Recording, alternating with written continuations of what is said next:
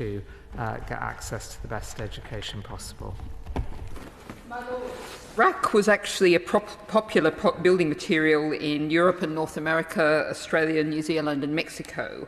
And yet they don't seem to have had the same kind of problems. And the Financial Times quoted the head of engineering at the University of Alabama, who helped bring the product to the US in the 1980s, saying there seemed to be specific issues in the UK with design, production and construction. Now, we are clearly going to be seeing a large amount of new buildings coming into schools. There's been clearly systemic problems in the long-term past. Is the Noble Lady Minister confident that what the buildings that are coming in to replace them are going to be adequate and reliable and long-term? And what's the government's standard length of building life in terms of constructing a new school?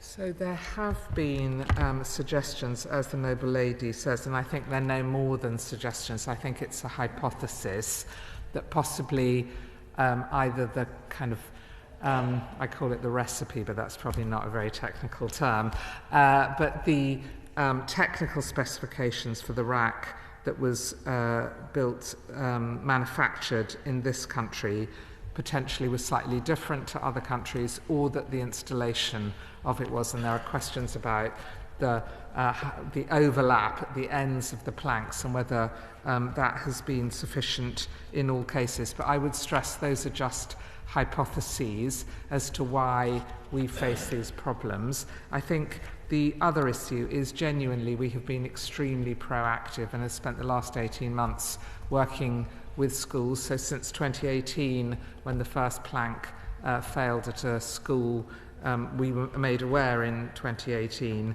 Guidance was produced at the time and updated regularly since then. But we have engaged with every school, 98.6% of responsible bodies and schools in the country, to understand whether they have RAAC in their buildings and how they are managing it and whether they were mitigating the risk. And it is through that proactive work that we identified these cases. In terms of the design and production standards, we've been working closely with our Chief Scientific Advisor in the department, who in turn has been working across government with CSAs in other government departments to make sure that our research and understanding, both into this building material and others, is as high quality as it can be.